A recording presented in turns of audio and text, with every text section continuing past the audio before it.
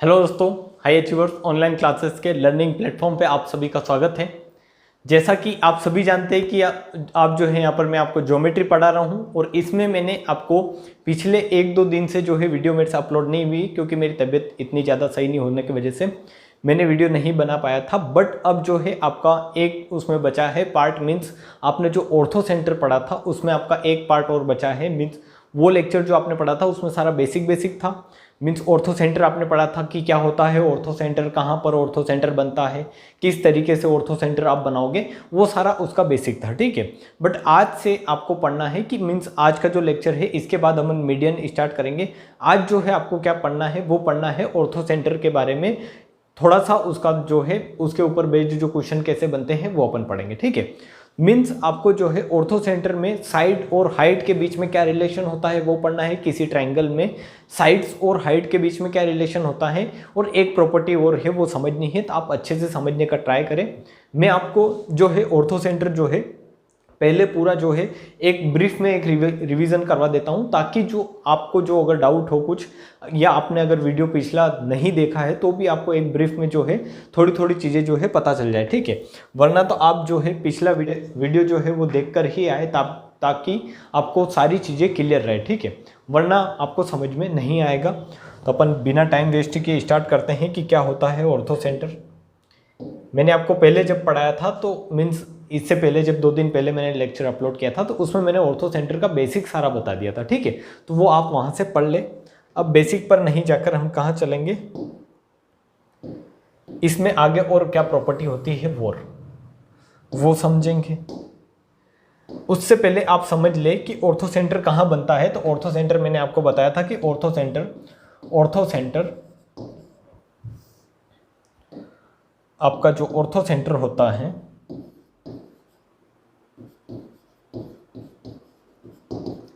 Ortho centre हमेशा कहाँ बनता है, तो आप बोलोगे लंब को मिलाने पर। ठीक है, लंब को मिलाने पर मीन्स किसी भी ट्राइंगल में अगर आप इस तरीके से इनके तीनों लंब को मिला देते हैं या तीनों ऊंचाई को अगर मिला देते हैं तो ये जो यहाँ पर पॉइंट मिलेगा आपको, ये वाला पॉइंट, ये क्या कहलाएगा, आपका ऑर्थो सेंटर कहलाएगा। ठीक है, इसको क्या बोलोगे आप, ऑर्थो सेंटर बोलोगे, ऑर्थो सेंटर। तो ये था ऑर्थो सेंटर और यहाँ पर जो एंगल बन रहा था वो क्या था, 180 डिग्री माइनस, अगर ये एंगल ए है तो माइनस एंगल ए बन रहा था। ये दोनों चीजें उस वीडियो से आप देख कर आए, इनको समझ कर आए। ठीक है, कि ऑर्थो सेंटर कहाँ बनता है, तो आप बता देंगे लंब को मिलाने पर ऑर्थो सेंटर बनता है।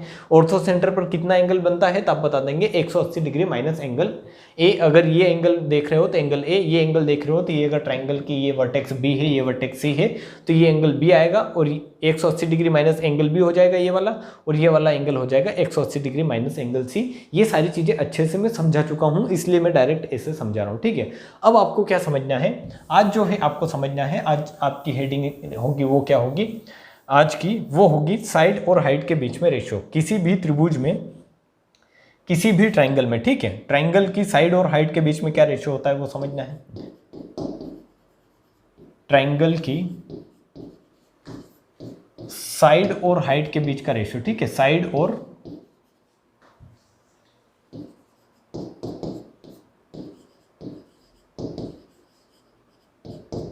हाइट में रिलेशन लिखे आप। साइड और हाइट में क्या लिखना है, रिलेशन।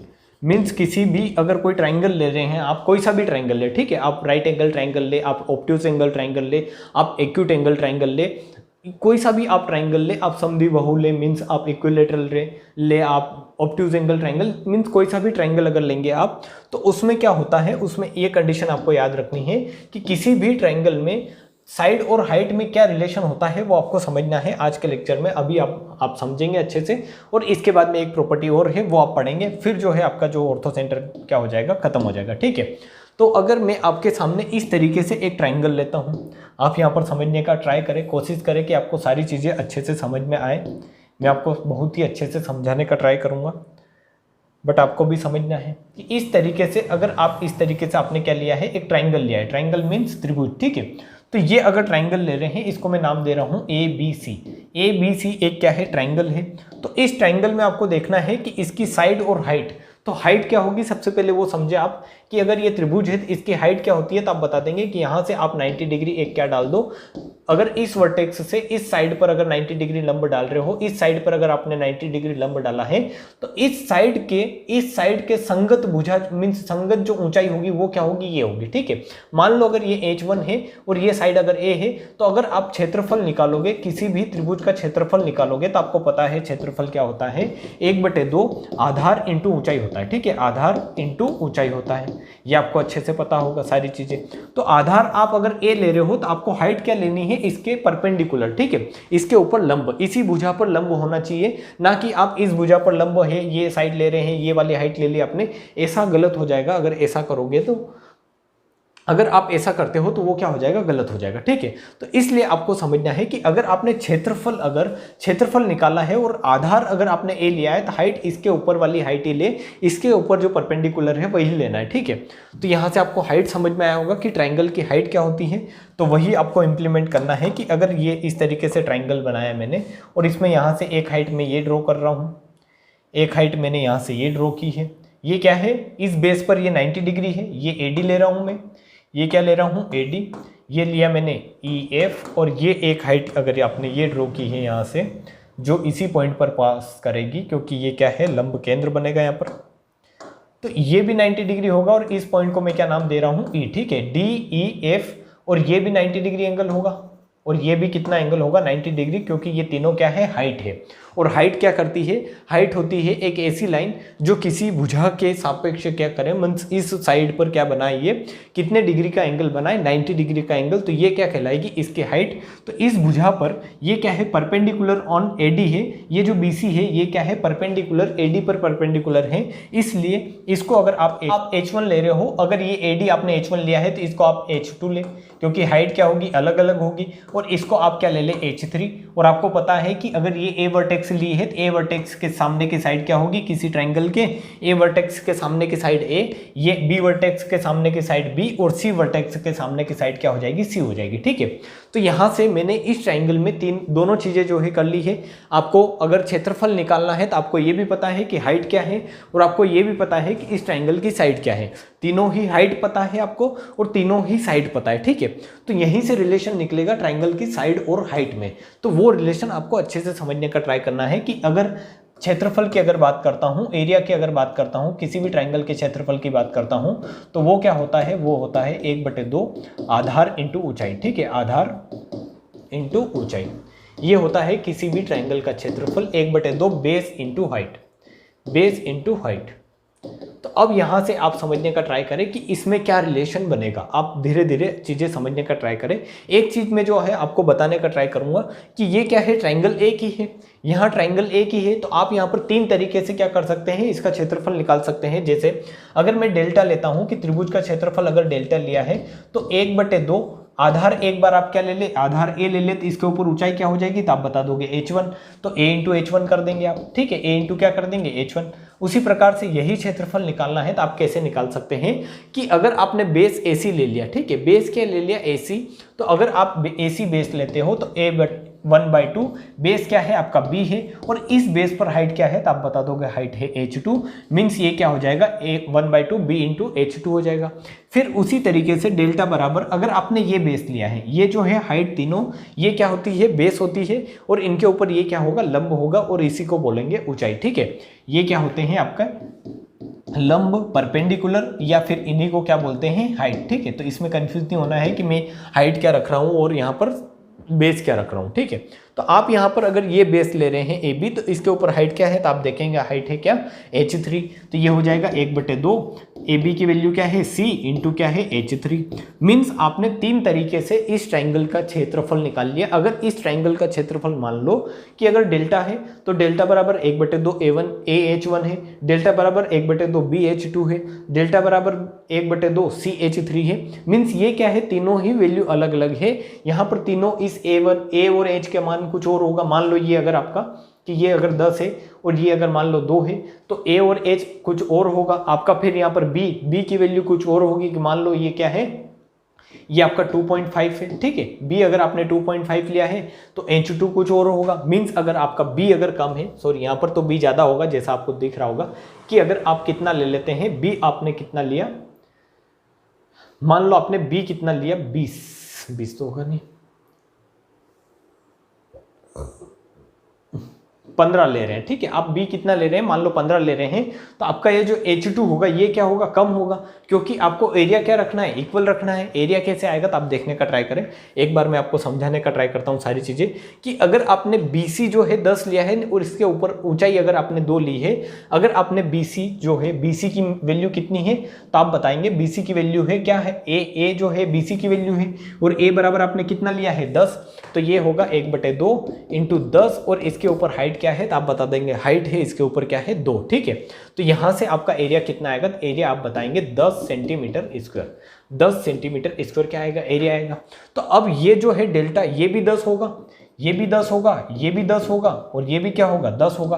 तो आप यहां पर समझने का ट्राई करें कि ए और H1 की वैल्यू जो है वो तो अलग अलग होगी, इस C की वैल्यू कुछ और होगी, B की वैल्यू कुछ और होगी।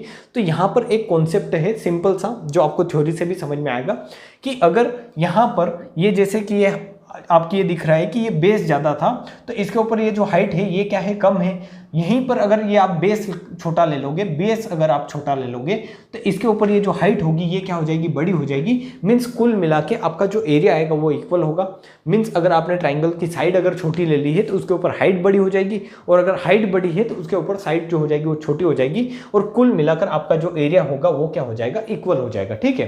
तो यही लॉजिक है। जैसे अगर आप ये साइड अगर आप ले रहे हैं कि ये क्या है, आपने ली है 2.5, ठीक है, 2.5 अगर आपने ये साइड ले ली है कि ये साइड कितनी है 2.5, तो इसके ऊपर आपको पता है कि एरिया कितना होना है, एरिया कितना होना है आपका 10। एरिया तो है क्या है, वो फिक्स है 10।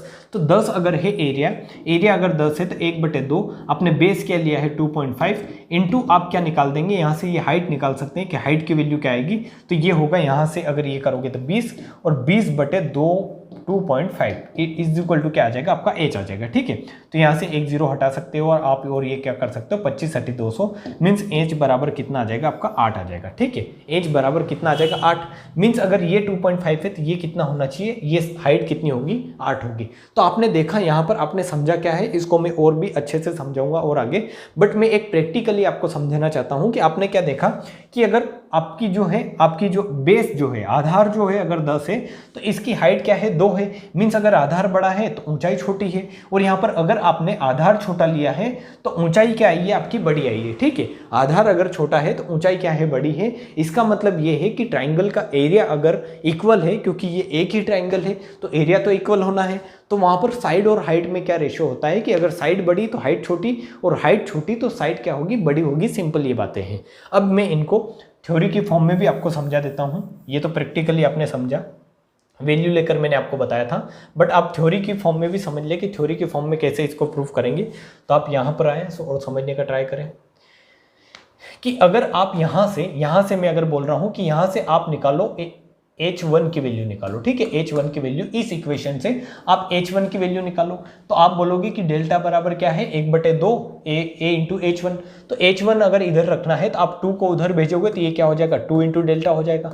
अपॉन में क्या हो जाएगा, इसके अपॉन में हो जाएगा A, ठीक है। इसके अपॉन में क्या हो जाएगा A। तो आपको यहाँ से समझ में आया कि H1 की वैल्यू आपने निकाल ली। फिर आपको H2 की वैल्यू अगर निकालनी है तो वो भी ऐसे निकाल लोगे आप, 2 डेल्टा अपॉन B, 2 डेल्टा अपन क्या आ जाएगा, B हो जाएगा। और उसी तरीके से आप H3 की वैल्यू निकाल लोगे, वो क्या आएगी, 2 डेल्टा अपॉन में क्या हो जाएगा, C आ जाएगा, ठीक है। अपॉन में क्या आ जाएगा, C। मीन्स ये क्या है, ये क्या है, सारी ही हाइट का क्या है, रेशियो है, ठीक है। सारी ही हाइट का रेशियो है। या आप ऐसे भी कर सकते हैं, यहाँ पर एक कंडीशन और भी कर सकते हैं आप, कि अगर आप यहाँ से साइड का अगर रेशियो लेंगे कि अगर A1 A2 A3 निकालते हैं, तो यहाँ से अगर आप A1 A2 means A1 A2 A3 नहीं, A1 A B और C, ठीक है। A1 A2 A3 नहीं, सॉरी, क्या है, A B और C क्या है, हाइट है, ठीक है। तो A B और C निकालेंगे, A B अगर C निकालते हैं तो ये क्या आएगा आपका 2 डेल्टा अपॉन H1 आएगा, और आपका आएगा 2 डेल्टा अपॉन H2 आएगा, जो b की वैल्यू आएगी, क्योंकि b पर हाइट क्या है, h2 है, और 2 डेल्टा अपॉन में क्या आएगा, 2 डेल्टा अपॉन में क्या आएगा आपका h3 आएगा, ठीक है, 2 डेल्टा अपॉन h3 आएगा। तो इस तरीके से या तो आप h1 h2 h3 निकाल लें या फिर आप a b c निकाल लें, मीन्स हाइट जो है साइड है वो निकाल लें, ठीक है। तो दोनों से ही अपन ये प्रूफ कर सकते हैं क्या कि रेशो जो है उल्टा होता है। कैसे आप अभी समझ जाएंगे, मैं इस रेशो से आपको प्रूफ करके बताऊंगा ताकि आपको इजी रहेगा, ठीक है, कि इस रेशो से कैसे आप प्रूफ करेंगे कि जो है साइड और हाइट में क्या रेशो होता है, रिवर्स रेशो होता है, वो प्रूफ करना है। जो मैंने आपको बताया था कि अगर साइड बड़ी तो हाइट छोटी, हाइट बड़ी तो साइड मीन्स अगर हाइट बड़ी तो साइड छोटी, ये कैसे होता है, ठीक है।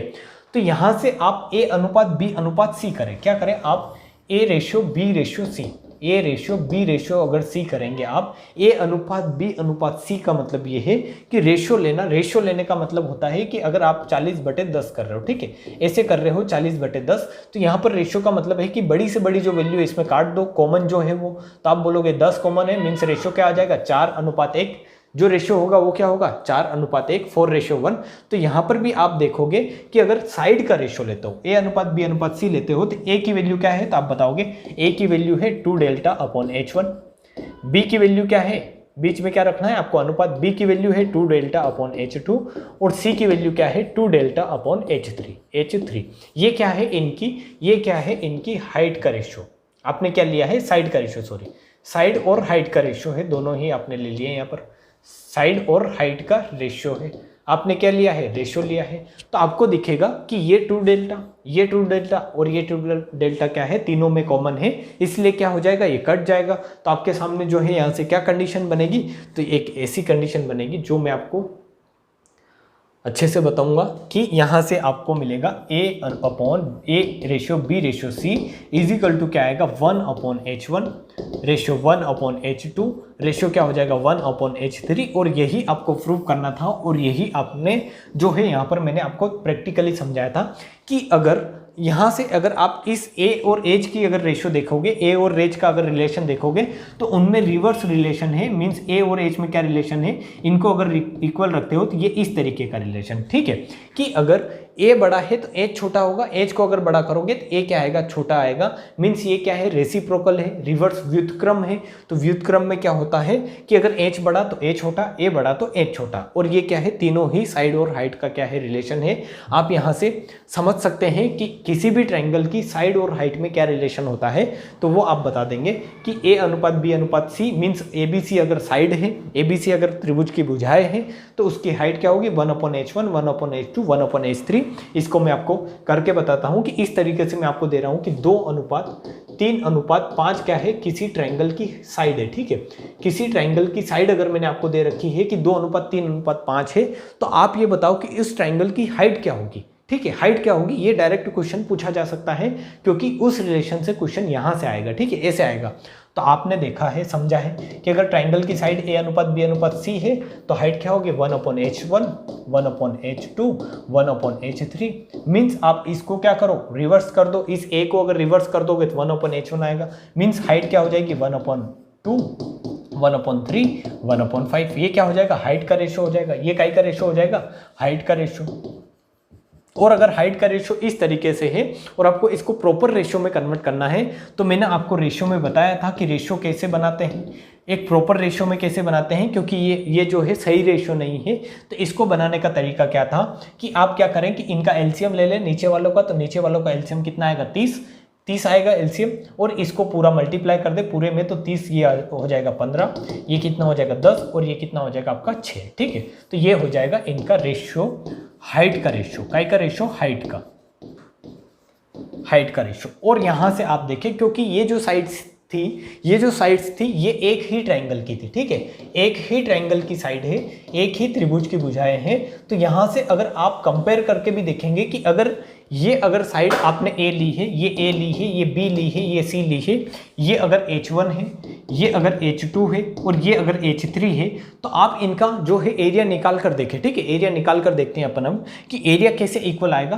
तो अगर आप यहाँ से A और H1 लेते हैं कि ये आधार और ये साइड लेते हैं, तो 1/2 A क्या आएगा आपका, तो A हो जाएगा 2, और H1 क्या आएगा तो वो आएगा 15, मीन्स यहाँ से जो इसका जो है क्षेत्रफल कितना आएगा 15 सेंटीमीटर स्क्वायर, ठीक है, 15 सेंटीमीटर स्क्वायर। आप बी ले और H2 ले तो यहाँ से भी क्षेत्रफल निकाल कर देखें कि बी और H2 से क्षेत्रफल क्या आएगा, तो 1/2। बी की वैल्यू क्या है 3 और ये क्या है H2 10 है, तो ये 2 पंजे 10 हो जाएगा और ये कितना हो जाएगा 15 सेंटीमीटर स्क्वायर। ठीक है, 15 सेंटीमीटर स्क्वायर। उसी तरीके से C इंटू H3 करेंगे और यहाँ से अगर आप क्षेत्रफल निकालेंगे तो वो भी कितना आएगा 15 सेंटीमीटर स्क्वायर। मीन्स आपने क्या देखा कि एक ही ट्राइंगल का क्या होता है, एक ही ट्राइंगल का जो एरिया होता है वो कांस्टेंट होता है, और यहाँ पर आपने अगर साइड अगर 2:3:5 ली है तो उसका एरिया हमेशा क्या होगा 15-15-15 होगा। इसलिए उसकी जो साइड होगी मीन्स हाइट होगी वो क्या होगी इसके रिवर्स रेशो में होगी, क्योंकि आपको एरिया क्या रखना है इक्वल रखना है, एरिया क्या रखना है इक्वल।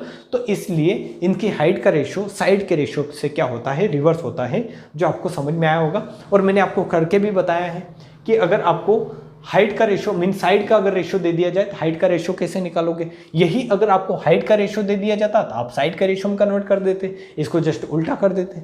ठीक है, तो ये आपको समझ में आई होगी, सारी चीज़ें अच्छे से समझ में आई होगी कि आपको साइड का रेशो दे दे तो हाइट कैसे निकालते हैं, साइड का रेशो दे दे तो उसकी जो है एरिया कैसे निकालोगे, ये सारी चीज़ें आपको समझ में आई है। तो अब आगे बढ़ेंगे। ये जो लॉजिक है ये एक अच्छा लॉजिक है, यहाँ से क्वेश्चन बनते हैं। आपका ऑर्थो सेंटर से में भी क्वेश्चन ना बने कि डायरेक्ट उस पर बेस्ड प्रॉपर्टी पर क्वेश्चन ना बने, बट यहाँ से क्वेश्चन बनने के चांसेस हैं। तो इसको आप पढ़े अच्छे से समझे, और ये आपका ट्राइंगल में हर एक ट्राइंगल में काम आने वाली चीज़ है। ठीक है, यही नहीं कि ऑर्थो सेंटर में इसको पढ़ लिया तो यहीं पर काम में आएगी। आप कोई सा भी ट्राइंगल पढ़े वहाँ पर ये जो है लागू होता है 100%। ये जो है आप किसी भी ट्राइंगल में लगा सकते हैं। ठीक है, तो ये आपको अच्छे से समझना है। इसको अगर समझ में नहीं आया है आपको तो एक बार खुद से करके देखें कि हाँ एक्चुअली ये अगर H1 H2 H3 और इनका एरिया निकाले और फिर ये रिलेशन निकाले A:B:C, तो आपको ये रिलेशन जो है इस तरीके से मिलेगा। ठीक है, इस तरीके से रिलेशन मिलेगा। तो ये आपको समझ में आया होगा। अब आगे बढ़ते हैं। अब आपको क्या पढ़ना है, अब आपको पढ़ना है क्या, एक चीज़ और भी पढ़नी है इसमें, जो है मैं इस तरीके से एक ट्राइंगल बनाता हूं पहले, फिर आपको समझाने का ट्राई करूंगा सारी चीज़ें। इस तरीके से अगर आपके सामने क्या है एक ट्राइंगल है, ठीक है, ये क्या है एक ट्राइंगल है, आपके सामने एक त्रिभुज है। तो इस त्रिभुज में आपको पढ़ना है कि अगर ABC एक त्रिभुज है और इसमें मैंने आपको बोला था कि अगर ये ऊंचाई H1 है, ये ऊंचाई H2 है और ये ऊंचाई H3 है, तो ये क्या होगा ऊंचाइयों का अगर आपने लिया है, ऊंचाइयों का अगर आपने क्या लिया है इंटरसेक्शन पॉइंट लिया है, तो ये पॉइंट क्या होगा, ये पॉइंट होगा लंब होगा। ठीक है, ये क्या होगा लंब। ये अगर A ले रहे हैं साइड, ये B ले रहे हैं, ये साइड C ले रहे हैं, और ये आपने क्या लिया है H1 बुझा ली है, मीन्स ऊंचाई H1 है, ये H2 है, और ये क्या लिया है आपने, ये H3 ले, और ये क्या ले H3। तो ये जो मैंने बनाया है ये कुछ जो है ज़्यादा वो नहीं है, मैंने जस्ट क्या लिखा है, मैंने लिखा है कि किसी भी ट्राइंगल की साइड कैसे होगी और उसकी हाइट कैसे होगी। ठीक है, मैंने साइड को अलग अलग नाम दे दिए हैं और हाइट को अलग अलग नाम दे दिए हैं। ठीक है, तो ये सिंपल है। अब आपका स्टेटमेंट क्या है, अगला जो आपका जो कॉन्सेप्ट है उसका स्टेटमेंट ये है कि किसी भी ट्राइंगल में किसी भी त्रिभुज में, ठीक है, किसी भी त्रिभुज में, ये जो साइन बना रहा हूँ ये काई का साइन है, किसी भी त्रिभुज में आपकी साइड का रेशो, साइड का योगफल, ठीक है, या फिर ऐसे लिखता हूँ भुजाओं का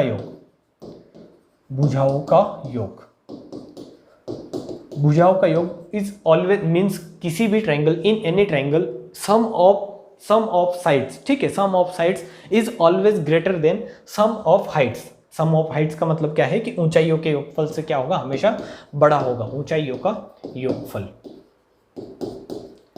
means in any triangle if you have given 3 sides and 3 height, then if you will add 3 sides and 3 height, then sum of sides will be always greater than sum of heights। ठीक है, means अगर मैं आपको ऐसे दे रहा हूँ कि इसकी साइड 2 है, 3 है, 5 है और ऊंचाई कुछ दे दी, मैंने आपको दे दी कि 2 4 मीन्स 2 4 या 1 दे दी, तो आपको क्या माइंड में कॉन्सेप्ट ये क्लियर रहना चाहिए कि साइड का जो होगा योग होगा वो हमेशा हाइट के योग से क्या होगा, ज़्यादा होगा। ठीक है, कि आप यहाँ पर मैं इसको प्रूफ करके भी बताऊंगा, बट एक बार समझे कि अगर साइड का रेशो आप ले रहे हो कि A + B + C, mean side का अगर योगफल लिया है आपने A + B + C, तो ये होगा ग्रेटर देन क्या होगा, H1 + H2 + H3। ठीक है, ये क्या है, स्टेटमेंट है और इसको मैं आपको प्रूफ करके भी बताऊंगा, बट आप अभी देखें समझे इसको और अपने अंदर उतारने का ट्राई करें दिमाग में, ठीक है, कि a plus B plus C side का जो योग होगा वो हमेशा हाइट के योग से क्या होगा, ज़्यादा होगा। अब ये आपको समझ में नहीं आया होगा एक्चुअली कि ये ऐसा होता क्यों है। तो यहाँ पर मैं आपको 2-3 ट्रायंगल बताने का ट्राई करूँगा जिनको आप समझने का ट्राई करें। जहाँ तक उम्मीद है आप सारा कुछ समझने का ट्राई करेंगे, मेरे को जहाँ तक उम्मीद है कि ये अगर ट्रायंगल लेता हूँ मैं आपके सामने, यहाँ पर देखिए आप, मैं ये पॉइंट ले लेता हूँ क्या, डी, ये पॉइंट मैंने ई लिया है और ये पॉइंट क्या ले रहा हूँ, एफ। तो अगर आप यहाँ पर अगर आप ये ट्रायंगल देखेंगे, ये वाला ट्रायंगल, इस वाले ट्रायंगल में अगर आप देखेंगे तो आप देखेंगे कि ये अगर 90 डिग्री एंगल है तो ये भी क्या होगा, 90 डिग्री एंगल होगा। और आपने पढ़ा है कि जब भी 90 डिग्री एंगल या समकोण त्रिभुज बनता है, जब भी कहाँ पर समकोण त्रिभुज बनता है, राइट एंगल ट्रायंगल बनता है, तो वहाँ पर क्या लगती है, पाइथागोरस थ्योरम, ठीक है, पाइथागोरस थ्योरम, पाइथागोरस प्रमेय, पाइथागोरस प्रमेय आप वहाँ पर लगा सकते हो। तो ये पाइथागोरस प्रमेय से अगर आप इसको करोगे, मीन्स अगर पाइथागोरस थ्योरम लगाओगे तो आपको क्या मिलेगा कि कर्ण जो होगा, कर्ण का स्क्वायर क्या थी, पाइथागोरस थ्योरम क्या थी आपकी, कर्ण का स्क्वायर बराबर होता है लंब के स्क्वायर प्लस आधार के स्क्वायर, आधार के स्क्वायर के, ठीक है। तो आपको यहाँ पर देखोगे कि अगर ये साइड आप ले रहे हो कि ये साइड अगर आपने ली है कर्ण, ठीक है, यहाँ पर क्या है, इस राइट एंगल ट्रायंगल में ये साइड क्या है, कर्ण है। आपने जब पूरा ट्रायंगल लिया था तो ये क्या हो जाता था, एक बेस हो जाता था, बट यहाँ पर ये क्या है, एक कर्ण है। तो ये जो है कर्ण, ये इन दोनों भुजाओं से क्या होगा, हमेशा बड़ा होगा। कि अगर आप ए बी ले रहे हो, ये जो है ए डी ले रहे हो, आप क्या ले रहे हो, ए डी, तो ए डी से भी ये जो होगा सी बड़ा होगा आपका, और इस बी डी से भी ये क्या होगा, सी बड़ा होगा। क्यों होगा, क्योंकि यहाँ से आपने देखा कि कर्ण का स्क्वायर क्या होता है, बराबर होता है लंब स्क्वायर प्लस आधार के स्क्वायर के। मीन्स अगर आप इन दोनों भुजाओं को योग करके अगर उनका स्क्वायर करते हो तब जाके स्क्वायर के बराबर आता है, ठीक है। तो इसलिए आप ये बोल सकते हो कि ये क्या होगा, हमेशा आपने देखा भी होगा कि अगर इसको 3 ले रहे हो, इसको 4 ले रहे हो, तो हमेशा ये क्या आएगा, 5 आएगा, ठीक है। ये क्या आता है, 5 आता है। मीन्स ये 4 से भी बड़ा है और ये 3 से भी बड़ा है। तो आप यहाँ पर ये बता दोगे कि ये क्या है, इस ट्राइंगल की क्या है, हाइट है, ये इस ट्राइंगल की हाइट है, और ये इस ट्राइंगल की क्या है, ये क्या है, इस ट्राइंगल की, अगर आपने इस ट्राइंगल को लिया है तो ये क्या है, इस ट्राइंगल की क्या है, आप बता दोगे कर्ण है, ठीक है। इस राइट एंगल ट्राइंगल का क्या है, ये कर्ण है। तो आप यहाँ से ये बोल सकते हो कि ए बी जो होगा, A B is always greater then